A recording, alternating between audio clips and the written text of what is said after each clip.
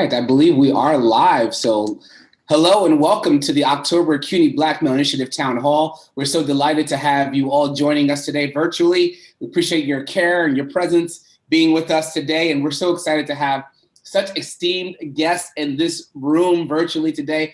I tell you, I'm so excited because I feel like a church preacher right now, excited because I feel like we're about to have testimony service about the good things that have been happening in these people's lives, and also how they have been making our lives better in the Bronx and Brooklyn and Harlem, and really challenging the way that we look at access and opportunity for Black and Brown folks in New York City. So I want to just start by just saying hello to the panelists. Hello, y'all. How you doing today? Hey, Councilmember Barron.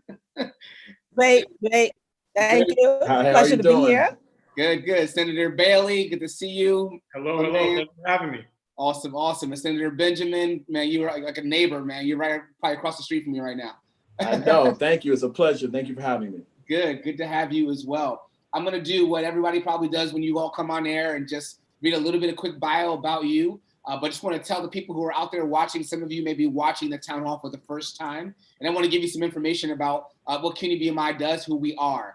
So first of all, we are a student development support service at the City University of New York. And our desire essentially is to bring mentorship, academic enhancements, and social emotional programming to primarily Black and Latino males at the City University of New York. But we're also open to anybody who chooses to be a part of the CUNY Black Male Initiative. And we say that because we know that our model works. It doesn't matter what your color is, your gender, your background, your political affiliation, no matter what dimension of diversity you represent, the CUNY BMI model works. And no matter where you're at, you can be a part of this program, join us, and we know that you're going to be in a better place after you're done. We have watched some of our students who are part of this program, watch their GPAs grow, their opportunities grow, their job prospects grow because of their connection, their commitment to being a part of this family. And we do not have any limitation. And if you have a 1.3 GPA, jump on in. We got some room for you. We got some mentors for you to get you on track with where you need to be. If you got a 3.9 GPA, jump on in. We want you to become a leader and also get you to a 4.0. We'll do anything to improve your outcomes, to support you with our project directors on each campus, as well as the peer-to-peer mentorship structure that we support. So that's a little bit about us. And we do these town halls to really bring awareness to issues that affect our communities where we live, because we realize we're not just part of a building, we're part of a community when we're part of a school. And so our job is to really impact the community with our voice, our decisions, the way we spend our money, the way we provide group economics, the way we talk about voting, the way we talk about even just healthcare concerns in this pandemic era. So being fully aware and acknowledging that where we are, the topic of this town hall is vote, your life depends on it. And we are really focusing today on shared insights, candid conversations, and also points of view that are unfolding in front of us in real time about how do we actually give ourselves the right marching orders to proceed with voting and to impacting not only the federal, but also the regional, the national, the local politics that are happening around us.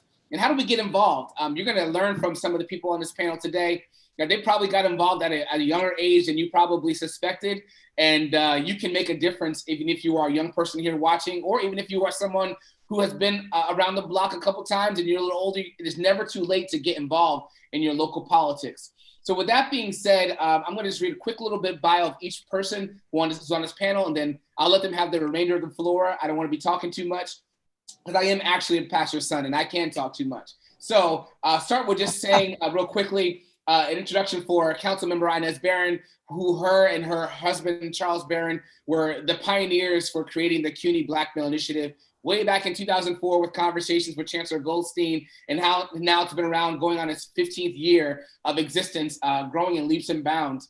And so she is an American educator. She is covering a council member that covers the 42nd district, includes Broad Channel, Brownsville, Canarsie, East Flatbush, East New York, Howard Beach, Jamaica, and Jamaica Bay in Brooklyn. She was formerly the state assemblywoman for New York's 60th district. Born in Fort Greene, so she's Brooklyn born and raised, longtime community activist, longtime community member, longtime educator, graduate of the CUNY system, Hunter College, spent time there. She also went to Bank Street College as well. And so after she's been involved for just giving her point of view and telling it like it is. I can read all day about you, but I think the people need to know who you are from your own voice. So that's a little bit about Councilmember Barron. So good to have you here. Thank you so much. Absolutely. Senator Brian Benjamin, New York State Senator for the District 30, which encompasses Harlem, East Harlem, and the Upper West Side. Born in Harlem to a Caribbean mother who came here seeking new opportunities, knew that education was his way to the next level of social and economic mobility. And so graduating high school in New York City, he actually sought his quality education from going to some Ivy League schools, spent time in public policy at Brown University and got his MBA from Harvard Business School. This brother knows some things. He is heavily involved in the community, served on the chair of the Community Board 10. He also has helped countless young people in Harlem's Wadley High School achieve a brighter future since launching a mentoring program there in 2013. I want to hear a little bit about that. Brian, if you can talk about that a little bit. And then also he's been a longtime active progressive political member, serving as a 2012 delegate for President Obama and a member of the President Obama's National Finance Committee. He's worked in finance and now is using his skills for the public good. Man, you could be out there making $1 million right now. You chose to do this. Look, don't get my mother-in-law started, please. Yeah, move on to the next topic. Noted. All good. So I appreciate that heart, man, you have for this community. Thank you. Finally, State Senator Bailey, and also the new chair of the Democratic Party in the Bronx, represents the 36th State District, covers the Bronx neighborhoods of Norwood, Bedford Park, Williamsburg, Co-op City, Wakefield, and Baychester, and the Westchester city of Mount Vernon. Elected to the state senate in 2016. Prior to his election, served as Assembly Speaker Carl Hasty's Community Relations Director. He's done so much. He's a member of the Williamsburg branch of the NAACP, mentors young people at Butler United Methodist Church, shout out. And he took the lead on legislation that increased safety for consumers placing nicotine-laced water under the same strong regulations that cigarettes are held. An important factor I want to usurp out and ask you about a little bit later as well. Graduate of CUNY Law, spent time also at SUNY Albany. He's a New York person through and through. And he also is a dedicated family man who lives with his wife and their 2 young daughters in Baychester, where he continues to live out the advice of his family that one can only get out of their community what they put in it. So Senator Bailey, great to have you here today, man. Happy to, extremely excited to be here with these distinguished guests. And, CUNY helped to make me who I am. So I'm excited to give back. Awesome. Well, in that case, let's go ahead and jump on in. I'm gonna hold y'all for about 70 to 80 minutes max. And so I'll call your names as I ask you, but feel free to also just dialogue back and forth with each other. Feel free to cut me off, especially because I don't want us to talk too much. But I wanted to start with just like the beginning of this voting sort of conundrum that we're in, or opportunity, depending on how you look at it. We're facing obviously a big national federal election that's happening in just a few weeks. I got my ballot. I don't know where it is. It's somewhere on my table. I got to mail in. But basically it's that time. We're in a precipice of a really big decision for our country. What are we going to be doing? Who's going to be leading us in this next era during this pandemic, as well as some of the challenges that we're facing with police brutality and things that are really affecting the Black and brown male and our Black and brown students, not only in CUNY, but also nationally as well.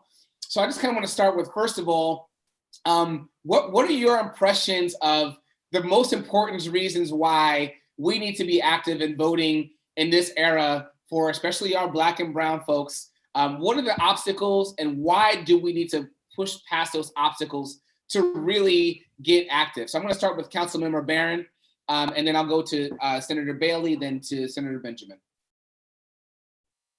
Thank you so much. And once again, thank you so much. And once again, appreciate being invited to be a part of this distinguished panel. And I want to also say that my husband, Assemblymember Charles Barron, sends his regards to you as well. Yes. So we know that voting for us is a right that we had to fight to get. We know that they did not extend it to us. We know that none of the founding documents considered us to be worthy of the ability to be able to vote. But we fought, we died, and we have established that right. But it is not guaranteed in as much as it's got to be renewed. And we've got to be vigilant so that the protections that we did receive are not taken back from us. Having said that, it's my position that we need to follow the models of great people, particularly a person like Fannie Lou Hamer. Fannie Lou Hamer said she didn't know she could vote. She grew up in the South and that right was denied to her. And as she fought for that right to be able to vote and to be involved in the electoral process beyond just the voting, but as a representative of Black people living in the South, she continued to push for that demand. She was beaten almost to the point of being killed because she was exercising that right. So it's a right that was hard fought and that we've got to cherish and exercise and be able to do that. One of the reasons why Fannie Lou Hamer, to me, is so important and such a model of that right to vote is because she understood that the local entities, the community organizations, were the ones that were going to be instrumental in bringing about change in our everyday lives. Yes, we know the federals are the ones that make those grand policies, but those positions are in fact not easily influenced because they are controlled by those complexes that exist. They are controlled by the military that exists, the Joint Chief of Staffs. They control what is going to happen. Yes, we want to recognize our great congressional people, but it's more than just those individuals who are sitting in those congressional seats. But certainly we know that at the local level, we can make a difference. So when Fannie Lou Hamer went to the National Democratic Conference, she was going because she said that the delegates that had been selected did not in any way represent her and a large segment of the people who were living in Mississippi. So they went to fight to be seated as delegates as the Mississippi Freedom Democratic Party. There was a big battle on the convention floor, big battle at the credentialing stations. And at that time, she was so forceful in making her demands to be recognized and to be given seats that the president interrupted her speaking so that he could steal that spotlight and diminish and push aside what it was that she was demanding. Interestingly enough, they offered a compromise. They said, okay, listen, we're willing to give you 2 seats for the Mississippi Freedom Democratic Party. You know what she said? We didn't come all this way for no 2 seats. What she said, if we can't get seated as a delegation representing Black people, keep your 2 seats. The reason that I think that's so significant is that we've got to have a certain standard, we've got to have a certain expectation, and we've got to have a certain demand. So for me and my husband, we don't think that either one of the 2 representatives running on the national level are worthy of our vote. They're not worthy of our vote. People are saying, well, Inez, if you don't vote, what's going to? It's a matter of picking the lesser of 2 evils. Why would I want to support evil? To me, it's 6 of one, half a dozen of another. And I say that based not on what they're saying presently, but looking at their records, looking at those persons at the head of the ticket, at their records. What have they done over the last 30, 40, 50 years that they have been representing people? How have they treated Black people? How have they treated and acted on behalf of bringing benefits to Black people? And I don't see a history that I can look back on and say, oh, well, this was done and that was done. Nothing in that history, documented history, shows a platform that recognizes Black people or responds to what we say is important to us. Yes. Nothing. Yes. So for that reason, we're going to be doing write-in. So I'm not telling people don't vote. Sure. I'm telling people exercise your right, and you do have a right to vote. You do have the right to have a write-in candidate. And what that's going to do, what's that going to do? You're wasting your vote. No, I'm not wasting my vote. I'm trying to organize and raise consciousness and make these other two majority parties responsive to what it is that Black people say we want to see happening. We want to see as a part of a plank in a platform. We don't have a plank in either one of those platforms, not a plank that we can say has been supported, as I had said, demonstrated by past actions. So when you want someone's vote, oftentimes those politicians will say what they think needs to be heard, and we don't see it in either one of those platforms. We see lip service being done. We see an attempt to say, oh, well, reparations is important. Well, why wasn't it important when President Obama was elected? Why wasn't it important enough to have a hearing, to bring it to the floor when you had control of the House, control of the Senate, you had the executive? You didn't even bring it to a floor. So not to the floor for consideration. So now it's a big thing, and it's being touted as that issue that we need to be on support of and have our candidates respond to. You didn't do it then. I don't think you're going to do it now. Well, Councilmember, we're going to definitely talk about some of these points, Great. Going forward. So that's a great opening. And I appreciate that history on Fannie Lou Hamer. Right. And it's just for those who are listening, just Google it, Fannie, Lou, Lou, Hamer, Hamer. Right. And, the thing that stands out to me in the story of hers is what kind of sparked her political activism was her receiving a hysterectomy without permission from doctors, right? From white doctors who decided that that's what her body needed. And so she wasn't able to have kids. And then she began to start to fight and to defend others who also did not have a voice in their own decision-making. So with that being said, I'm going to move over to Senator Bailey. And just especially Senator Bailey, if you can add as a layer to this conversation, also just as being a Black man, right, or a Latino man, like in addition, why is it more important now than ever that people be active politically and vote? So one, thank you for the invitation. And Councilmember Barron, she said something that we have to make sure we recognize, right?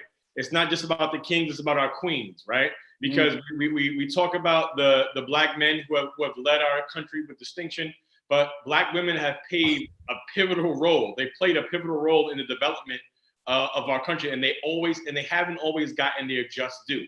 Quite frankly, they've never gotten their just due. We speak about Black women as the backbone of the Democratic Party, but yet we seem not to be able to make actual space for them in significant leadership roles. So I salute my queens, and I want to make sure that yes, this is the Black Male Initiative, but let's be realistic about how we do things. So I have a slightly different perspective on the national level than Councilmember Barron. I am still, I guess, stung by the Jill Stein experiment from 4 years ago when there were similar sentiments and we ended up with this error in the White House. Councilmember Barron, I 100% agree that there could be more to be done to advance what would be more of a pro-Black agenda. But for my money, what I want to talk about is down ballot races. Down ballot races are really, really, really, I don't even like calling them down ballot races. I think they should be at the top of the ticket because your local elected officials are the ones that impact your day-to-day lives, right? When Democrats controlled the New York State Senate for the first time in about pretty much a century, on the very first day that we were a majority in the New York State Senate, a young Black man by the name of Zelno Amiri was the sponsor of a bill that brought us early voting. A young Black man on the first day of a new Democratic elected Senate brought you early voting, right? It's not a mistake, it's not a coincidence. When you deal with down ballot races appropriately, and you understand that state houses are critically important and city councils are critically important, you will get better representation because these are the people that you can reach out and touch, right? You can go to my office if you're in the 36th Senatorial District. We're at 959 East 233rd Street, right across from the Carvel. You already know what it is, right? But the reality is this, right? This is like, people talk about voting every election because it matters to elect dog catchers. This is the foundational part of elections. Your local elected officials, we have to make sure that we're paying attention to our down ballot races, right? And we've got a chance on the national level to toss up one to regain control of the US Senate. Now, that's going to be critical because, as you may have heard at the intro, I went to CUNY Law. I'm an attorney. I have long always believed that the thing that we are ignoring the most is the thing that will bite us in the backside the most. That's the courts. Donald Trump and his accomplices at the federal level, not to be so partisan, Dr. Best, I do apologize, but I have to go where I'm going. They have been appointing lifetime judges who have been rated as not qualified, as been mentioned in the debate last night. And these are folks who are going to be on these federal district courts for a long, long, long time. And they're going to be interpreting the laws that the three of us and our colleagues in government pass. They are going to be the ones who are going to have an outsized role on government. So we learned about the courts and Ruth Bader Ginsburg died, right? And now we really understand that the courts are more critical than we could have ever done. And the people who appoint the judges, the people who are able to confirm the judiciary, these are the people that you vote for, yes. Right? When we talk about criminal justice reform, right? You talk about police reform. Some of the things that we've gotten are because we have finally elected legislators and leaders that understand that it was time to change some of the things that have held us back as a city, state, and most importantly, as a people. So, look, I think on beginning October 24th, I said that, we're 30-something days, 26 days out, but a good friend has consistently reminded me that it's not until November 3rd. Voting is now. You can mail in your ballots now if you've requested them. October 24th, if you choose to go in person, you can begin going to your early voting poll site. If you are not at the table, you are squarely on the menu, and our people need to be at the table, period. And I don't want to belabor the point because I know our brother from the village of Harlem has some. Take your time. Take your time. I just think that we are at the election of my grandchildren. And I mentioned this before in a few other Zooms, and I'll say it again. My kids are 6 and 3. This is the election of my grandchildren because American jurisprudence will affect their ability as women to figure out what people are trying to tell them what to do with their body, right? This is going to determine whether corporations remain people, as Citizens United so wrongly indicated. This is that clarion call to say, not just New York, call your cousins and your auntie and them in North Carolina, where my family's from, in Mississippi, where Councilmember Barron was talking about, everywhere you think can make a difference, it can. Yes, sir. Virginia State Senate 2 years ago was on a coin flip. I'm not joking. I'm not making this up. Shirley Simons ran against somebody else, and it was an actual tie. And based upon the Virginia State Constitution, in the most democratic of ways, I'm being incredibly sarcastic here, the vote was decided on the flip of a coin. If you want your country's designations or you want anything decided on a coin flip, continue to be apathetic. Right. Continue to be apathetic. Go ahead, do nothing. Say it doesn't matter. But if you want to be part of the solution as opposed to part of the problem, go do something. And listen, we're going to jump into some of these things too, especially about the entryway that you all took to get into understanding politics and being involved in it. For those who are watching the CUNY BMI conference, we had a great panel on Thursday with Melissa Mark Viverito and Jamaal Bowman and Richie Torres. And it was just a really good conversation about just how some people got started so young, even Hakeem Richards and Donovan Richards, those guys, Jeffries and Donovan Richards, they talked about how they got involved so young. So, and I'm looking at y'all and you still have the energy, all three of you have the energy to still kind of go in that direction to push for change. And so, and Adriano Espaillat, yeah, he was part of that conversation too. So anyway, Senator Benjamin, please just like kind of pick up from there, but also please infuse in that a little bit about like your own journey to actually on board to getting involved in politics. What did it look like for you? Maybe that can shine a light on a pathway for somebody who's watching today. So first of all, thank you, Dr. Bess, the CUNY BMI. This is phenomenal. By the way, I want to break protocol. Councilmember, did you want to say something? I wanted to give you, because I think you were leaning in at the end of Jamaal. Oh, no. No. Okay, all right. Fine. I wanted to be respectful, so let me just start with that. No, I was just shifting. Okay, no problem. Thank you. So I want to, first of all, we don't do this enough. Let's start with that, because I think, I love the opening comment and then Brother Bailey's comment, which has got me thinking about a couple of things. So let me do that, and then I'm gonna come back to your point. All right. Sure. To me, I think the first question, which I think is inherent in what I was hearing from the council member and her concerns about both candidates, is the conversation around Black empowerment and how is that facilitated through voting, and how is that facilitated through the political process. And one of the things that I think is important for us to start really talking about as a people is, when do we get involved in the conversations of elections, right? If when we're getting involved in the conversation of an election is October, when the election is November, we are not involved in the conversation of the election. We are a pawn in a decision that was already made some time ago. And so I think the issue that I'm very concerned about is, how are we orientating ourselves towards the political process? Let's start with the federal issue, because the council member brought it up.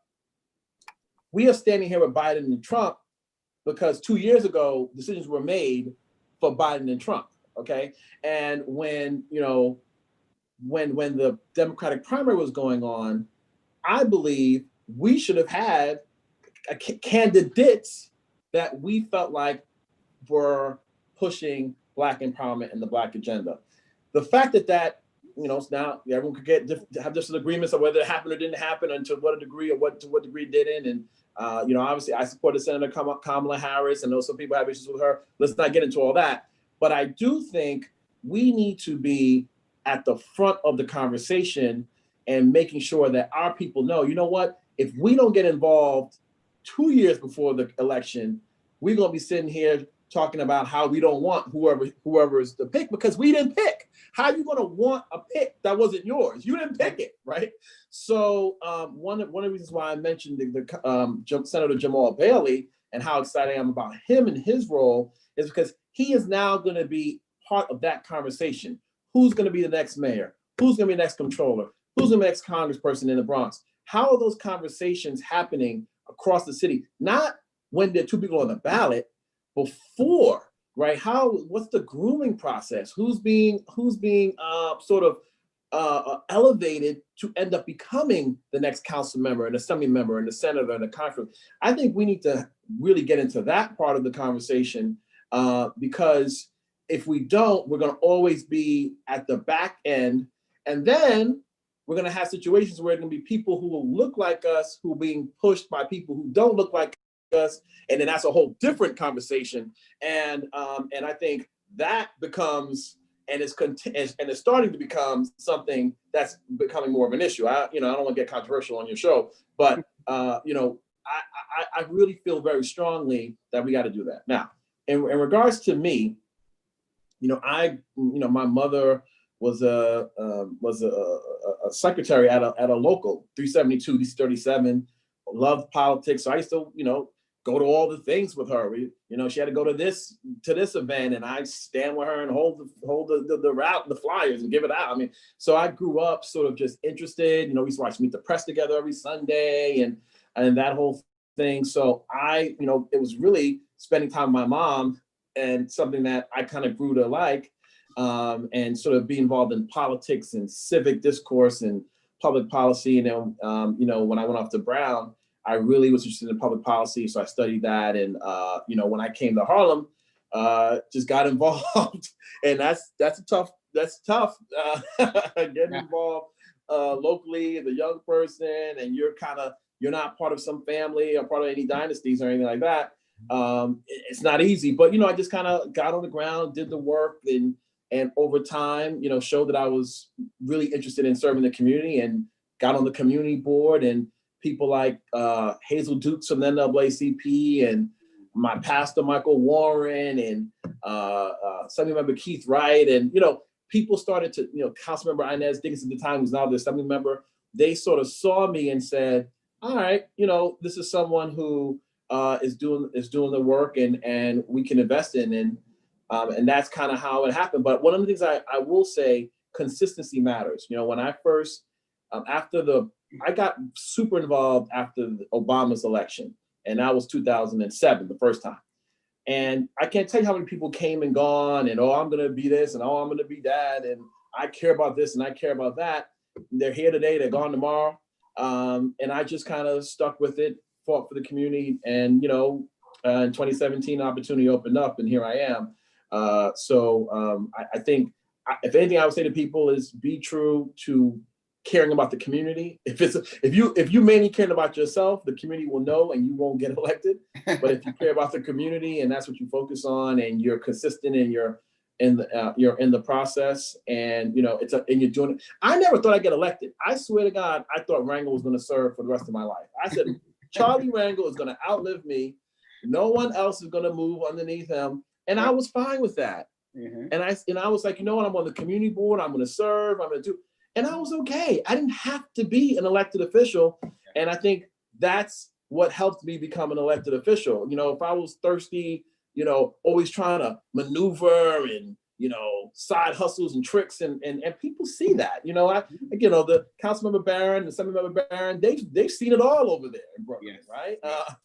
They know how it is. And I know that they put people up who they support, those people have actually did the work. And I think that's the hard thing. And, I know, I'm on the younger side of things, quote unquote. But, I just want people to do the work, and everything else will flow. Well, when you talk about consistency, Councilwoman Barron, you have been a picture of consistency in our community for some time. And, Brian, I appreciate you just being so candid and transparent about your journey. Councilmember Barron, I'd love you to just talk a little bit about your journey a little bit. I'm sure you've done this a lot, but maybe just give us some of the key moments for you that told you that this was the path that you were destined to take, and that made you say, I'm going to be fighting for the causes of the people as a lifetime commitment, as opposed to just kind of like, as Brian said, kind of going for your own and just trying to make your own empire bigger. When did you make that decision, and what did that journey look like for you? Well, my journey started 60 years ago. As the senator said, he was with his mom going to different events. My mom, God bless her, she's now 98 years old, and she was always involved in things at the local level. So I had that model. My mom and my dad, they were always involved. And we were members of the First AME Zion Church in Brooklyn, and they were always involved in saying things and being involved in what the issues were. So that's in my DNA from my parents. And I think it was probably about 1960 that a friend of mine said, come on, Inez, we're going to go down on Fulton Street, and we're protesting in front of the McCrory's that's there, the Woolworths that's there, because of what's going on in the South. So it was 60 years ago that I was in my first demonstration, because my girlfriend said, that's where we're going. I've been involved in the movement as one of the masses, and happy to do that. One of those that's in the uncounted numbers, unnamed people, happy to do that. My life with the House of the Lord Church started in 1985 is when I joined the House of the Lord Church, Reverend Dr. Herbert Daughtry. And Brooklyn Bridge was our thoroughfare when we wanted to go to City Hall. We just took the bridge. So that's always been what I've done. My professional life was with the Department of Education as a teacher. And even there, very much involved in the political life. I was in a school that was a part of the Ocean Hill-Brownsville fight, and very much involved in the politics there. Joined the African American Teachers Association with Al Van and others, and involved in that as well. So as a person in the leadership or in an elected office in the electoral process, That didn't happen until after I had retired from the Board of Education. Was very content growing my little garden in the front, taking care of family matters. But then the seat became available in the assembly. And people in the community came and asked me. I was drafted. They came and asked me, and I said, you know, let me think about this. And over about a period of 9 months, I thought, before I finally made a decision, that yes, I would take this responsibility and run for office. And one of the main reasons why I ran was because I saw that in my husband, Councilmember Charles Barron, you could stick to your principles, you could hold on to what has been your platform over the years and still be that person and also be successful in the political arena. So he was that model for me, and he made it easy for me to be able to demonstrate that in the assembly. And then when his term ended in the city council, I transferred, I ran for that seat, was able to get that seat, and then my seat became open in the assembly, and he ran for that, and he's there now. So we've been using our political influence through Operation Power. That's a local grassroots organization here in East New York that we have been focused on grooming young people, because we are able to say, yeah, we're both in our 70s. Charles's birthday was yesterday when he was 70. I'm older than he is. So we are looking now to make, thank you, I guess I'll convey that to him.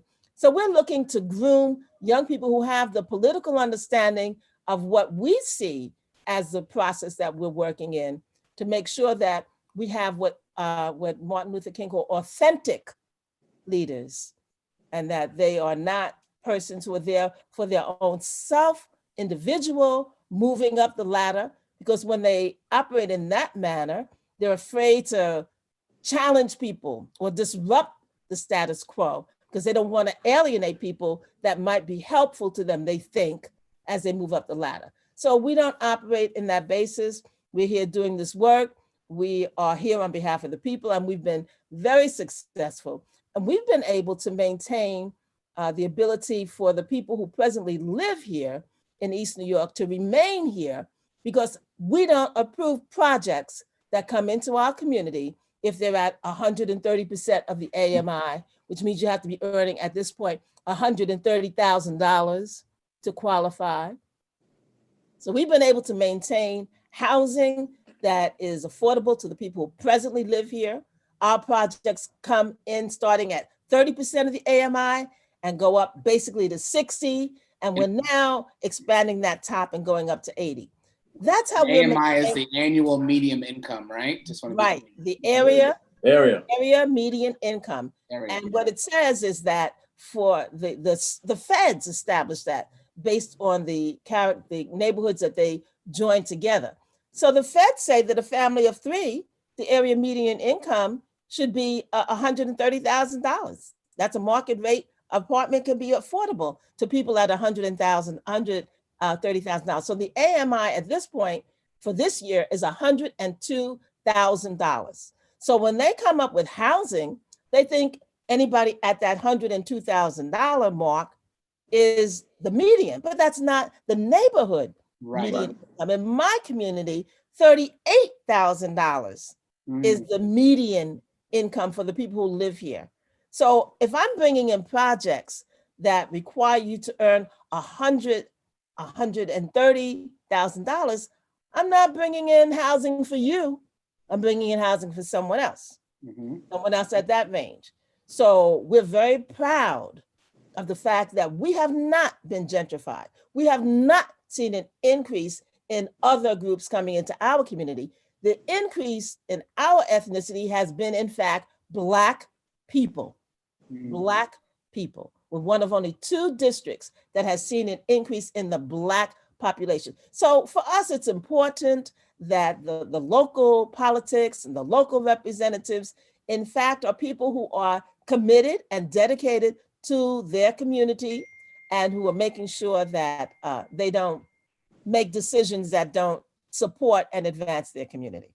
That's an incredible fact there that I didn't even know was happening, right? So I know that there's decisions that are being made, but I'm not sure who's making these decisions and where these conversations are happening. So thank you for Doctor, not to Donald Trump your forum, but real quick, I have to say this. Councilmember Barron and Assemblymember Barron, not only is that fact true, they've also made sure that the projects that have come in their district, Black and brown developers are the people who are building the 30%, 50%, 80% AMI. And that's, when you add those two together, that's what Black empowerment is all about. And so I just wanted to publicly say that, you know, what y'all are doing is just, you know, legendary. And but I think it's important to talk about both pieces of that, because y'all are doing some historic transformational stuff in your district, and it's on both sides. And just to add on that, since you were able to give me that little entree, not only are they Black developers, they are Black owned project, which is phenomenal. Black owners of these developments that are coming in, and that's significant. That's significant. That's amazing. So good, so good. I've been really encouraging, you know, obviously conversations of equity in our community and in our school. But whenever I think about how we do that, it's got to be always looking for those opportunities to serve and have those Black and brown businesses be promoted and shared and really, you know, really preached about to the masses. And so even just thinking about that, Senator Benjamin, I'd love for you just to carry on and tell us a little bit more about, like, there's a sort of a common theme about everyone has mentioned about even just Black ownership and group economics, right? The impact of what can we do to actually move the needle? You know, why does voting impact the way that we're able to actually move social and economic mobility for our community? So why does voting matter? And when it comes to finances and who gets those projects, and, you know, at what level can you explain to us once somebody is elected that they're able to impact and influence economic and financial decisions for those local communities? Yeah, so first of all, I mean, I think we just talked about one of the reasons why voting matters when we talk about what's going on in Brooklyn with the Barrons, right? I mean, that's how we just tied the loop together, because if you don't have folks there with their values, or in the Bronx with Brother Bailey's values, then you have different solutions, and those solutions don't lead to the sort of results that we just talked about. But let me say more broadly, I personally believe that the mayor of the city of New York and who that person has at HP, at the housing and preservation, in the housing related places, right? Economic development, who is making these decisions? A lot of times when I was chair of the community board, the decision will just kind of sort of come down from someplace, and you're like, well, who made that decision? It was some staffer who didn't make it by themselves, but we're being told there was some staffer at New York City Economic Development Corporation or HPD or HDC. We don't, you know, most people don't even know what these acronyms mean, but the bottom line is it's where the money's flowing, right? There are a number of agencies, MTA spending a lot of money, public education. DOE spends so much money. You know, we could be retired 100 times over with DOE contracts, right? Where is that money going? Who's getting it, right? And so my view is that's got to be a big part of the conversation with this mayor's race. Not just about, okay, who looks a certain way. It's about, okay, well, where is the results going to be? What are you committing to do for the empowerment of our people? I think we got to be a part of that conversation if we're going to really be serious. Now, as you come down the line, there's no doubt about the fact that the council members, they're like our local mayors, right? So, you know, what are the priorities? Like the council member mentioned, if that project, you know, if the AMI is past a certain level, no approval. Yeah. Right? You know, rezonings. I'm sure, council member, there's been a lot of conversations about rezoning, and in your neighborhood, she has to approve it. Now, that's the rules that you have now. I'm hearing with some of these new candidates that there's probably a desire to not have local council member rule, and that's, I'm gonna stay out of your business, but that's another conversation. But, you know, traditionally, we need to have our city elected officials, our mayor, our city council member, borough presidents, they're driving a lot of these issues around zoning, a lot of these issues around what kind of projects are going to get done and at what levels and who's controlling them. But I also want to talk about the shadow government in the city, in the mayor's office, that's making a whole bunch of decisions that, and I'm going to defer to the council member because she knows this better than me, but they're making a whole bunch of decisions that we're just kind of like watching happen. And I think that's part of the problem. Mm-hmm. Yeah, I hear that. And to that point, having that local mayor representing, right? And so a lot of people don't really know how to interact with their council member, or don't know how to really understand when those decisions are being made that affect AMI rates and projects that are coming in. Living in Harlem for the past 11 years, I have been in buildings where because of the unregulatory rules and laws, like, being in a brownstone, people have been like, hey, listen, I need you to move out, because we're raising the rent. We sold the building to a new developer. They're coming in, whatever. And then, I've been in situations where I'll go to my neighbors upstairs and I'll be like, can you believe what they're doing to us? This is unbelievable. They're moving us out and trying to raise our rent and my white neighbors upstairs will be like, what do you mean? What are you talking about? Right? They never had a conversation with me. And so this is right across the street from the Shrine on 133rd. Oh yeah, I know what you're talking about. Yeah. Yeah. And but let me just say, I'm sorry, I missed something. I'm sorry, brother. Yeah, Jamaal. please, Let me just say this real quick. Home ownership, right? The HDFCs, the rules for how that works, I believe is criminal. I'm sorry. I'm not here to be controversial, but the fact that you can only make a certain amount of income, but it doesn't matter how much wealth you have, but you only can make a certain amount of income in order to buy into these HDFC co-ops. Yeah. Who can afford these mortgages besides people who got money? So what happens is you got, kids either just graduated college or they're in college. Their parents are buying these apartments off of their children's income, and the people who are the hardworking people in the district can't afford to buy.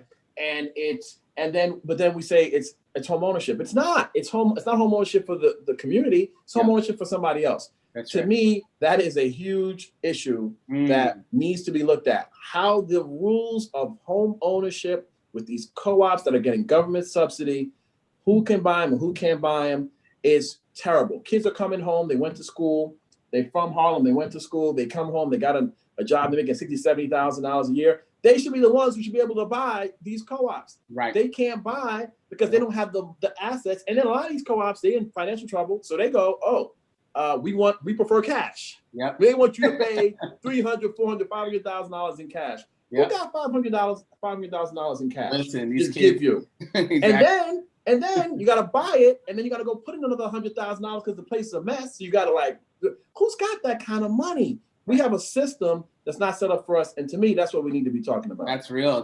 I mean, in the process of getting my first home, I remember just having they had to prove that you have the amount of money ready for that down payment. It has to be in your account for months, right? You can't just have it one day. You got to have had it for a while. So if you're coming out of undergrad or you're coming out of some situation where you're new to the workforce and you don't have that down payment money, you got to get a gift from someone. Someone's got to put that in your account, and it's got to live there for 2 or 3 months before you can even get that approved loan or that lender. So understanding that issue, I was a musician back when I was living in that apartment, and so I didn't have the funds to fight that sort of rent increase. And I know that I had to move to a building that was regulated, that it was rent controlled, so I could actually afford to stay and live in Harlem.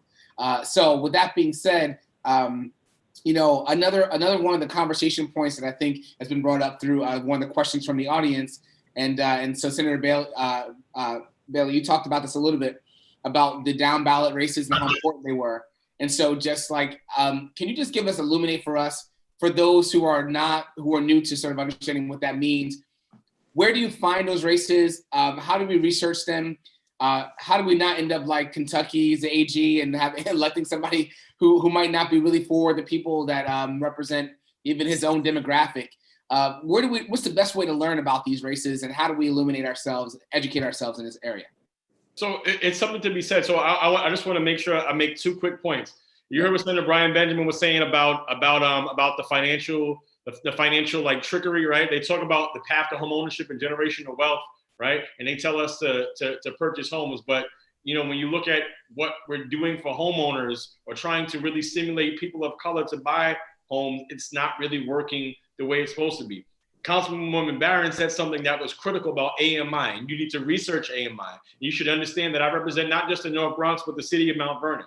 And if you know anything about Westchester County, you know that Mount Vernon is in the same county as Scarsdale. Scarsdale, New York, one of the most wealthy cities, wealthy enclaves in America. Mount Vernon and Scarsdale have the same AMI. There is something critically wrong with that. There is something critically wrong. With, if you're looking at the south side of Mount Vernon and you're looking at all of Scarsdale, nothing against our brothers and sisters in Scarsdale or anybody in Mount Vernon, nothing against it. Let's just talk about what it is. And you talk about how certain systems are designed as catch-alls, right? One size fits all shirts don't work. You don't know when we go to the reunion and they gave us the one size fits all shirt, you know it don't work. We're making the shirts for the entire family so it can fit everybody. That doesn't work, and it's one size fits all approach of AMI does not work for communities, specifically communities of color. Let's be very clear about that. So I'm glad that the councilwoman illuminated that, because that just doesn't make sense. So real quick, Senator Bailey, so they lump in Mount Vernon with Scarsdale for the AMI? Like, why would they not segregate those two? It's the same area median income, right? It does, which area is not based on a zip code alone. Yeah. 10550 in Mount Vernon, 10555, 10553, and 10466 in the Bronx are starkly different than whatever the zip code numbers are in Scarsdale. Which is why, just to that point, which is why we need to look at the neighborhood. Yes. For Scarsdale separate from Mount Vernon, not look at the area median income, because they determine what counties are in that area median income. And so we need to look at that. Absolutely. And it's not New York City, as we're hearing, it's counties outside of New York which have a different population and a different income. It is absolutely something where, as the council member said, we need to go neighborhood by neighborhood.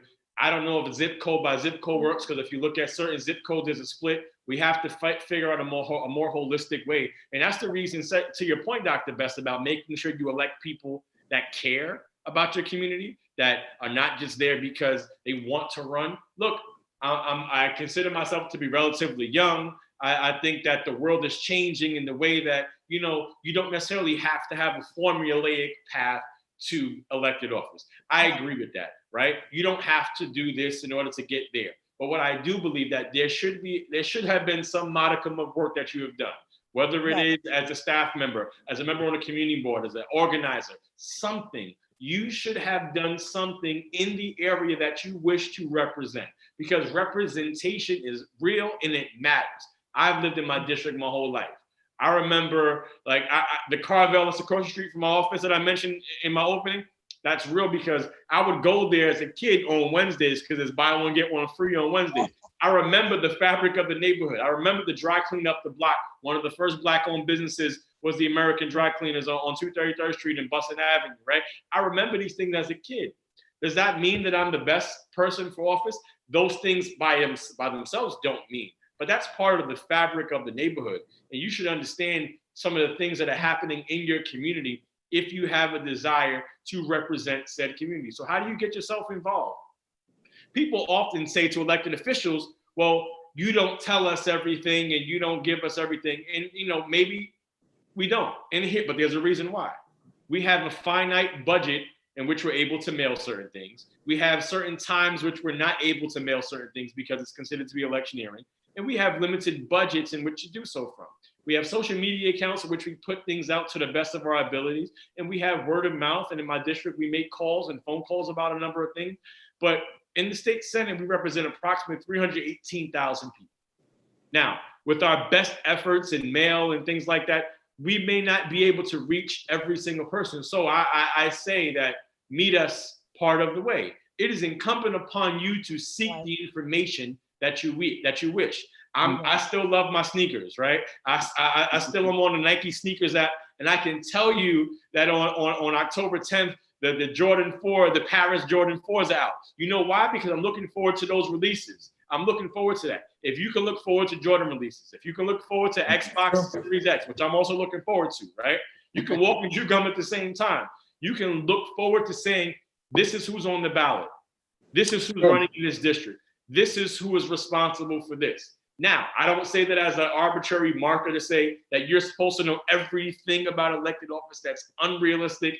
And despite the best efforts of Councilwoman Barron, our curriculum does not permit us in our school system to learn everything that you're supposed to know about the petitioning process on how to get on the ballot. We don't teach these things in schools like we should be, right? We don't do that. We're not teaching civic engagement at the most granular level about how to get on the ballot, about when these people knock on your door and they say, hey, can you sign this petition? You're not signing your life away, or back in the day, you're not signing up to change your long distance telephone coverage back in the day, like they used to try to switch you. We're not doing that. We're trying to get somebody on the ballot. But in our communities, we're guarded when people come to our doors. We don't know what you're knocking on our door for. We don't know why you're knocking on the door, which comes to the point about the census. It's not a trick. It's not some nonsense. You got to fill out the census. We got to get counted so that we can make a difference. Yeah. But you got to meet us halfway, right? Like, so for example, I live in the North Bronx, and state senate. I'm the state senator in my district because you have to reside in the senatorial district in which you represent. Assemblymember Carl Hasty, who I started my career with, is the member of the New York State Assembly. So that's your city representation. That's the city level. That's the state representation. Those are the people that live in your district. You have to figure out who they are and what they do, and then what you should do is be questioning us on our policies, question us on our votes, question us on the decisions that we make that affect your life. But also, don't just come to the party with a problem, I always say. Come with a solution. Right. Tell me what you want from your government. Don't just say, well, they don't do nothing and they're terrible and they're bad and they're this and they're that. I always say, give me the right of first refusal. What does that mean in this context? It means just, if you have a problem, tell me what the problem is and allow me the opportunity to remedy it, right? Mm-hmm. Allow us that opportunity. Us and our staff members, our staffs are the best in the business. We all good elected officials need even better staff. So shout out to all of the staff members who make it happen. I was a staff member. I started out my political career as an intern for Assembly Speaker Hasty in 2004 in Albany, and he told me a couple of things. One, you're not here just to get coffee and make copies. Nothing wrong with those things, but you're here to learn. And so the nicotine-laced water thing that you mentioned in my bio, Sean, that was what I did as an intern. He was a second-term Assembly member. And he said, he didn't know me from Adam when I walked into his office, as they say, but he said, you're going to do some work. If you really want to be involved, get involved and do some research. Don't just sit around and just walk around, get involved. And that's the same message I have to anybody else. We're not telling you don't run for office. Right. We're not telling you don't get involved. We are telling you to do something in the community that you want to serve. Because representation, I put that on my back. Yeah. I put my district on my back because it's real to me. And if it's not real to you, I don't know what you're doing. Mm-hmm. So don't jump in if you like to see your name on a press release or you like to get some likes on Twitter. That's not what you should be in it for. Yes, sir. Be in it to make sure that you are developing your community in a positive way. And one more shout out to Charles Barron. We talk about MWBEs and we're talking about local options. As Senator Benjamin talked about, I don't know what we're doing, where we're not deferring to members with local stuff, and we got to figure that out. But whether it's a project in Jamaica, Queens, or the North Bronx, if it has something to do with MWBEs, Charles Barron is talking about that the numbers are not just sufficient for us to do that. We should be aspiring most. So shout out to Charles, man. Like, we got to make sure we got to make sure we're really at the table for real. Yes, right. Yes. I'll relay that to him, and just to emphasize the point that you made, it's incumbent upon people to take some action. Don't just sit back and complain. People say to us sometimes, "Oh, we only see you when it's election time." No, that's not true. we are out in the streets. But if you do want to see us, you need to be involved and come to those local gatherings. Yes. Otherwise, we're only going to see you when you invite us to come and sit in your couch and watch TV, because you're not doing your part. That's so right. Get involved, come to the local community board meetings. That's a fundamental primary layer of local politics. Yeah. And then get involved in your block, organize your block, form a block association. And what we try to do through Operation Power is, in fact, give those kinds of civic, as you call them, lessons, so the people who are coming and participating in Operation Power meetings are learning about what that process is and involving them and making them understand that you have the opportunity and a responsibility to get involved. Yeah. So where can people find out about those Operation Power meetings? Okay. Okay. So what I'm going to do is I'm going to give my cell number, my private cell number, and people can find out about our meetings. We've been going virtual now, of course, because of this. And we do, in fact, have a meeting this Saturday. This Saturday, Operation Power is going to be celebrating its 23rd anniversary. Wow. It's going to be celebrating Charles's 70th birthday. And we're going to be celebrating the upcoming release of Charles's next book. So oh, really? There'll be a lot of things happening, and I will share. I'm going to give my number, 917 917 853 853 9615. 9615. Awesome. And that way I'll share with you a link that you can use if you'd like to participate in this Saturday's Operation Power. All right. Everybody's welcome. It's open to everybody. Get ready for your phone to blow up. Thanks for sharing. Can I say something really quickly about just like the path towards about what's necessary? I think all three of us are products of that. Things take time, right? Like, you know, to use a phrase, right? It takes more than just a do-rag to get you waves, right? Like you're not just gonna put a do-rag on for one night and have your waves going, right? That's just not gonna happen. That's not the real world, right? Like things don't come overnight. And I feel like because information is so readily accessible to us, and gratefully so, that success should be the same thing. And I still believe that you have to figure out a way. You got to figure out a way to yes, you can be on the fast track. And yes, we want our Black and brown brothers and sisters to be on that fast track to success, 100%. But again, this overnight success, I don't want a meteoric rise. You know why? Because meteors fall just as fast as they rise, right? So there is a method to the madness, and when we say get involved and understand, it's not because we're questioning your level of intelligence or your desire. It's just that things become more clear once you actually get involved. Sure. Senator Bailey spitting bars out here. I'm talking about do-rags and waves. It's been about, it's been a minute. I respect it though. I appreciate that wisdom there. There's a lot of gems that you all have been saying that we're going to probably quote and give some excerpts of that and share that with our community as well. But thank you for making yourself available, Councilmember Barron, for opening that opportunity for people to join Operation Power. I see there's a Facebook group. There's a lot of social media around it as well, which is great.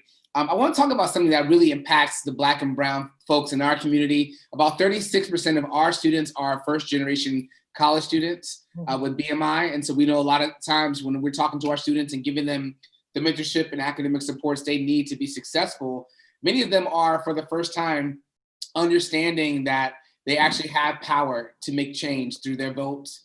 But then also too, many of our students are living in neighborhoods and buildings in places where, they have had to take on additional responsibility because they don't have a father around. They don't have men in their lives that have been able to be a model and a beacon of light for them of how they should sort of cultivate and craft their own futures. And so a lot of our Black and brown men are in prison, have been incarcerated for however many reasons. I'm a part of a book club in Harlem called Bourbon and Books. Shout out to Bourbon and Books, with about 10 to 15 guys who all live in a neighborhood. Some of them own, some of them rent. And we basically are all Black men. And one day we were reading a book that was interesting called "This Is How You Lose Her" by Junior Diaz, and really interesting book. And we just started talking about conversation, and someone was talking about how they got stopped by the police one day, like right before the book club, because they were walking by row house on 115th Street in Frederick Douglass. And I guess a cop was riding by and thought that my friend had moved to the inside of the sidewalk when he saw the cop. So the cop was like, let me stop this person to find out why he moved to the inside of the block instead of. And so this guy, he's a high level finance guy who works for one of the big four. And he's like, what? Like, he's talking to the cop like incredulously, right? And then that started off a string of stories where we all started going around and sharing. So I got stopped on 125th and between 5th and Lenox because a cop suspected that I stole the car that I was driving. I got pulled over on the corner of 126th and Adam Clayton Powell because the cop said I was riding my bike in the wrong direction. I mean, there's little things, right? And so I spent time in those holding cells on 123rd, right? So everyone started going around. Everyone had a story of being arrested in that group. And these guys are MBAs, doctors, lawyers, and we're all like thinking that us, like of all the people, us, right? So we had a come to Jesus moment of humility when we started realizing, okay, wait, we forgot about what we look like on the outside, but it was a great moment for us. But we realized that just because of one different decision or one reaction, if we hadn't had the training to keep our cool and just not react, we could be in a situation that many of our generation before us is in, where we have a lot of incarcerated Black and brown men for small, low-level offenses, and then all of a sudden now their voting rights have been actually taken away, right? And so I know we're gonna have Senator Benjamin out of here soon in a few minutes. So I want to start with you, Senator Benjamin, just to give us some feedback.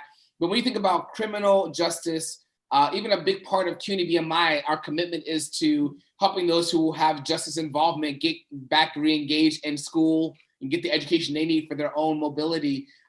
We support the Justice for Equal Rights program out of John Jay, which is formerly called the Prisoner Reentry Institute. We support Future Now at Bronx Community College. We support a lot of programs that are really geared towards helping the reentry population get success. But many of them don't know whether they can vote or not. They have, like, we've had workshops where people are like, I can vote? I didn't realize that because I spent time.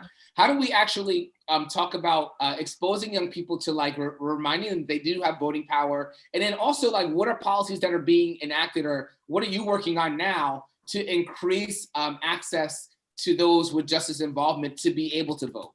So I'll start with Senator Benjamin first. All right, so that was first of all, I feel guilty speaking before Senator Jamaal Bailey, who's chair of codes on this. This is really his thing. So so let me just say a couple of things. One, education. Senator Bailey talked about this.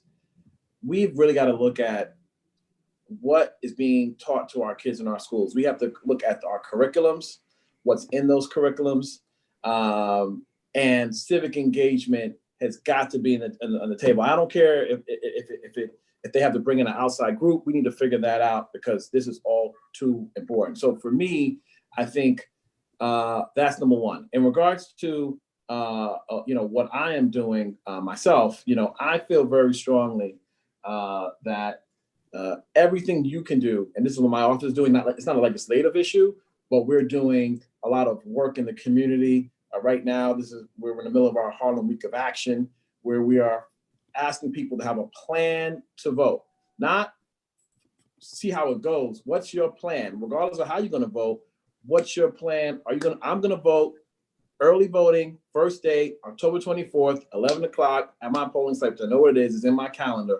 Like, we have got to talk about that. Now, to your question about whether you can or you can't, I think, and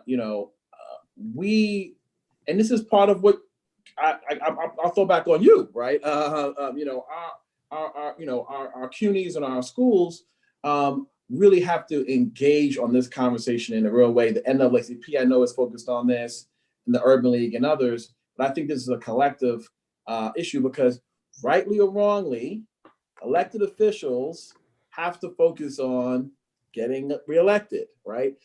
We are not I believe the community that is concerned about the election itself has to drive the conversation around the education on the topics, because the truth of the matter is, if I'm running in a state, like if I'm in, like Bloomberg just went and spent money to make sure that folks who have records in Florida are able to vote, but he didn't do it because he cared about those folks having the right to vote. He did it because he has a certain outcome he wants from the election. Yes, and I think we need to take the people who are interested and who have an incentive because of their own personal gain, I'm one of them, out of the conversation of how communities are going to be educated and prepared around voting, because it's something that our community just needs to have to do, period. And so I personally think, and I will let people have their own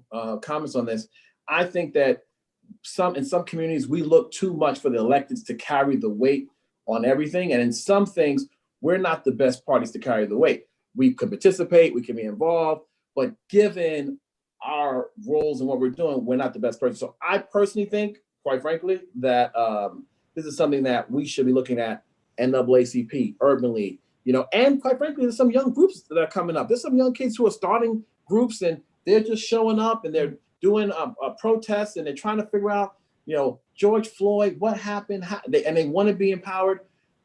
That's where the resources and the efforts and support has to be around making sure that our community is educated as relates to the best things for voting. But obviously, I'm very supportive of a number of bills we have in the Senate that help to democratize voting. But I want to really talk about the real issue, which is we can pass bills. Jamal's got 5 bills right now passed that help people's lives, and they have no idea about the bills, right? Mm-hmm. So who's responsible for making sure that that if you have 2 ounces of marijuana or less on your person, that you can't be arrested? Who's going to do that, right? We went and passed the bill, but that's got to be a community thing. So anyway, I'll close on that. But I think that that's something that we got to focus on. Awesome. Well, Senator Benjamin, appreciate you being here, taking time. I know you even have another meeting right after this, so I appreciate you being here, and we'll be in touch about opportunities to partner together and see what we can do to just support the platforms you're supporting, and also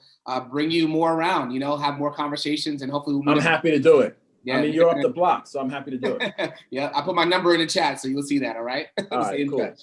Thank you. Thank you, Councilmember Barron. Thank Senator you. Billy. Unfortunately, I have a 1:15. I have to hop right now, but okay. Thank you very much. All right. Thank you. Glad to serve with you. So we're going to wrap up here in just a few minutes. So Senator Bailey, he's talking about some bills that you're working on. Would you mind just giving us a little update of what you're working on, and how can we make sure there's access and opportunity, especially for those with justice involvement? Sure. So Senator Benjamin forgot to mention his own bill, the Less is More Act, is talking about technical violations of parolees, right? So if you're talking about individuals who have previously been justice involved, individuals who are on parole, right? Sometimes when you're on parole, you can get technically violated. What is a technical violation? Technical violation is something that is not a level of a major infraction. It's not something where you have gone out and allegedly committed another crime. You were late to a meeting with your parole officer. You were late for a check-in. These conditions, these technical violations can send you back to Rikers Island. Technical violations. So the Less is More Act is something that Senator Benjamin has been a great champion of, and he's been doing a lot of great things around. Look, I'm the chair of the Codes Committee, and the chair of the Codes Committee, I should say, is charged with the dispensation of things around the criminal justice, area, right? So 50A, that was my bill, it went through my committee. The special prosecutor, that was my bill, it went through my committee. The bail reform, discovery reform, speedy trial, that all went through the Codes Committee. So as a young Black man who was also an attorney, and by the grace of God, I've never been arrested, but I've been detained and stopped more times than I can count, right? Like this kind of stuff really means a lot to me, to be able to bring something to actual societal change. It's the decriminalization of marijuana. Myself and Assemblymember Crystal People-Stokes, we were the sponsors of that bill, and Senator Benjamin did the cleanup bill. So going forward, since 1977, it's been a violation. it's been a misdemeanor, but it's been that misdemeanor now expunged from the records, right? So we have you can reach out to me in my office, Senator J. Bailey at nysenate.gov, and we can get you information if you find yourself that you have a prior conviction on 2 ounces of marijuana or less, and we can try to get you information about how you can go about getting that done, because the expungement should have happened automatically. But if it has not, we can help you try to navigate that. So it's about these things and these systems that we have to continue to create. The biggest thing, justice-wise, in my opinion, on a personal level that I'm looking forward to doing is, we know about the exonerated five. I don't want to call, we will call them the exonerated five in this context, because they never committed the crimes, the atrocity that they were accused of, especially by this ridiculous person in the White House who took out an ad in the paper. So that if there's anything that you need to know about him, that's what you need to know. And if you don't know that, just Google number 45's name in Central Park 5. Google that if you don't know the context behind it. It's too much to explain in the limited time that we have. But the right to counsel for youth, it's a bill that I have. Look, when young folks are justice involved, it is a scary time. The first time that I was stopped by police officers, I was scared to, take expletive amount, whatever, right? I was scared. I did not know how to react. I did not know how to respond. I did not know how to properly verbalize myself. So it is ridiculous to believe that these young folks, when charged with something that can alter the very fabric of their lives, if you're expecting them to be able to comport themselves in a reasonable manner. So we just want to make sure we have counsel in these interrogation rooms, and that if you are accused of a crime, and we're not excusing crimes, we're not saying that folks should commit crimes. You can be pro-justice reform, but still be pro-safety. It's a fallacy to think otherwise, folks, right? Just putting that out there. But young folks should certainly have counsel. So that's one of the biggest things that I'm working on at the state level, in terms of making sure that we are advancing that ball forward. Love that. All right, so we're going to wrap up here with just one last sort of talking point, and really kind of just give some encouragement to our populations. For those who are watching out here, please look out for the CUNY BMI Town Hall Survey. We're sending that link in the chat on YouTube Live, so go ahead and click that link and feel free to share that with others who are watching as well, so we can get some feedback from you about other topics that we should address, as well as your feedback from this conversation today. We are in obviously a big voting season, and obviously we've been talking about the power that we have to affect local decision making and administrative policies that could really be more pressing for us. I want to talk finally, just the last thing, and just kind of wrap up. We're all in a pandemic. Obviously, COVID-19 has really disproportionately affected Black and Brown communities, and we know that a lot of times when it comes to healthcare, it comes to foods, access to foods, and access to just the things that we need to stay healthy. Sometimes in communities like where I live and where you may live, there may not be as much access, or may not be as much equity in terms of access to healthcare, and even just access to good foods. When I moved to Harlem in 2009, at one point I think there was like 54 fried chicken places within an actual square mile of where I lived. And so I know some things have changed, because now you see a Whole Foods and you see some of these other restaurants coming in, but still, that's like certain kind of money you got to have to be able to afford to shop that way and live that way. And so with that being said, given the pandemic that we're in and the challenges that we're facing, COVID-19, what are some parting words you can give us and advice you can give us about how to make decisions about who we vote for that affect us in terms of our health and our long-term outcomes for the survivals of our communities? So I'll start with Senator Bailey, and then we'll close up with Councilmember Barron to wrap up the day. So first, let me thank you for having us. This has been a really important discussion that Senator Benjamin alluded to. I'm hopeful that we can have more of these.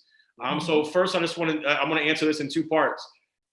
Something you alluded to about advice for the young Black male in New York City, or the young Black woman. My advice is stop worrying about being the next to anybody and be the first you, right? We have role models. We have people we look up to. We have people who we can pull from. I am a hybrid of, I pull from Carl Hastie and Hakeem Jeffries and Charles Barron. Like, and you can take a piece of everybody that you're around, right? Andre Stewart Cousins and Shirley Chisholm. You can pull from these people, but there's only one you. Don't worry about being the next anybody, be the first you.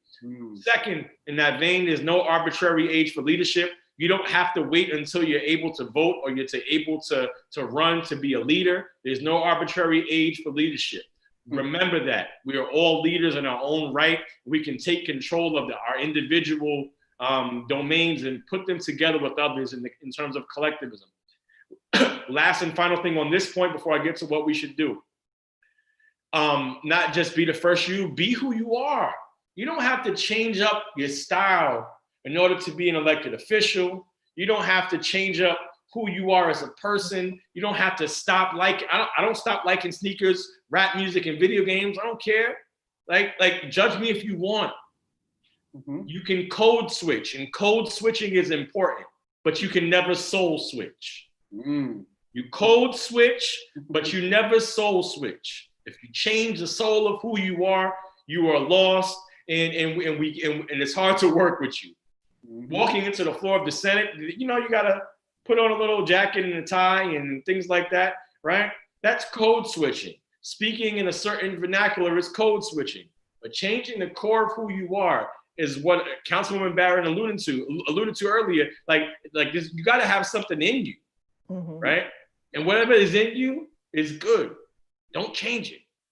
Be who you are. As far as voting in the next election, look, we got to make sure we put the people in the right positions. Always, it goes without saying that your vote matters always, but at the local level is critically important. Trying to fight food insecurity, food deserts, just barriers that we have towards successful in daily lives, reimagining what healthcare looks like. These are all things that are on the ballot, even if they're not listed on the ballot. They are on the ballot via the selections that you choose and that you make.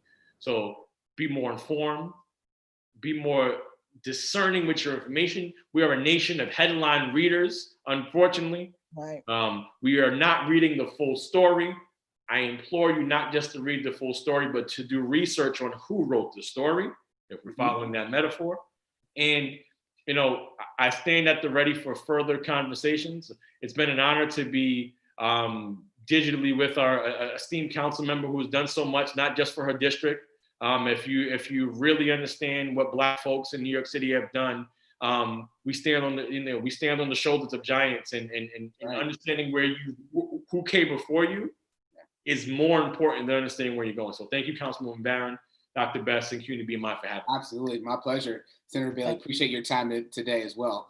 Councilwoman, can you give us the benediction? Give us the truth. Give us the word. Close this up. I didn't know you were a PK. All day. It's like in my family deep, upstate New York, Middletown, Newburgh, and then North Carolina. So we run deep, and I thought I avoided the calling, but it seems like I found it somehow here with this role. So that's great. That's good. Congratulations. Again, I want to thank you for inviting me and for having the opportunity to dialogue with my colleagues up in the state, and to be able to heighten the understanding, or at least perk some questions from your listening audience. They can also reach out to me for matters related to government. My liaison for CUNY Matters is Ms. Indigo Washington. And even though our offices are closed, we are in fact still serving. So you can certainly reach out to our office and we will be able to respond and engage with you.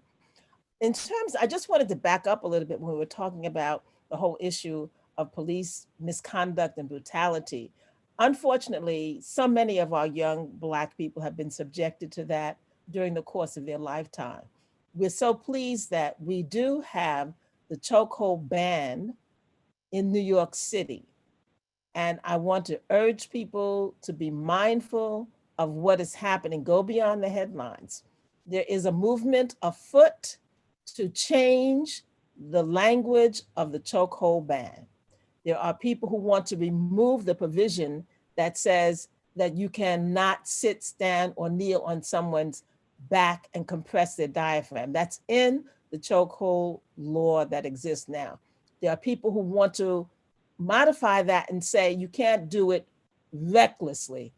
Well, I don't know any other kind of way to stand on somebody or sit or kneel on someone's back than recklessly, but there's that provision that's being introduced, that has been introduced to modify that chokehold law and to allow officers, in my opinion, to be able to get a get out of jail free card. Just as they have the I feared for my life defense and they always get off, they can say, no, I wasn't acting recklessly because I did this or did that. So we're fighting to make sure that the chokehold law stays as is. And we urge you to call your local representative and tell them you do not want to see the chokehold law modified in any way. So that's very important. And then to talk about what's going on for those who are returning to our communities. As has been said, it's so important that we have those hands-on connections, those mentorships, and we have that in our community through an organization that exists called Man Up. It's a Cure Violence group. It's a group that has brothers who've been through the system in many instances, sisters as well, and can relate and can reach out and try to provide resources and help for those who are returning.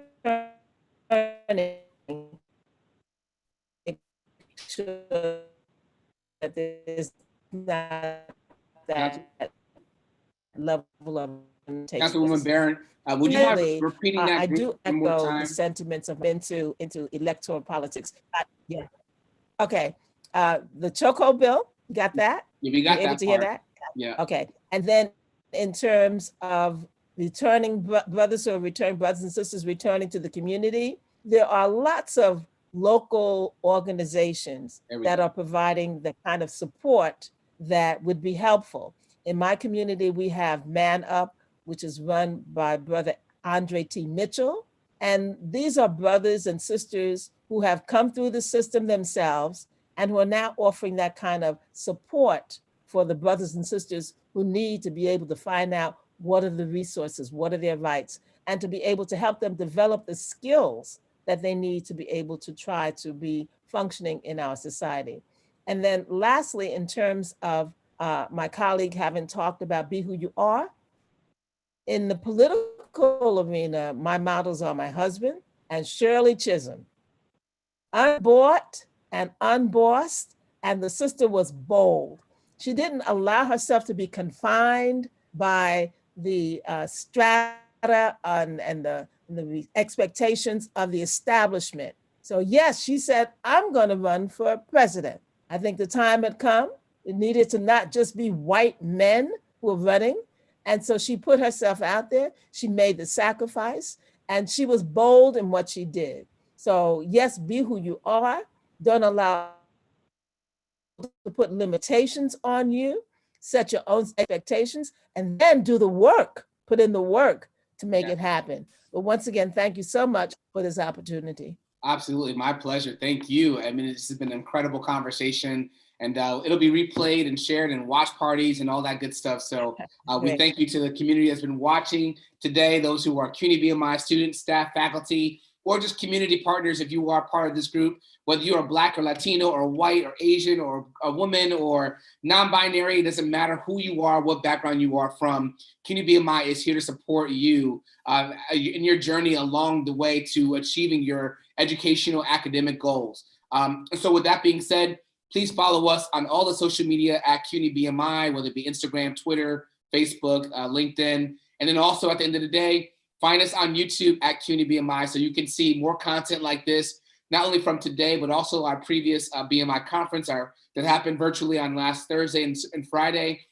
And look for more content coming from us soon. We have a whole army of ambassadors that are hired by CUNY BMI to work this semester to bring some research to us around the issues of equity and justice and leadership that we've been working behind the scenes. So look out for us in the end of this month and the end of the semester as well. And we look forward to seeing you next time for the November Town Hall. So thank you all for joining us. Enjoy the rest of your day. We'll be in touch. Remember, I am BMI. Take care.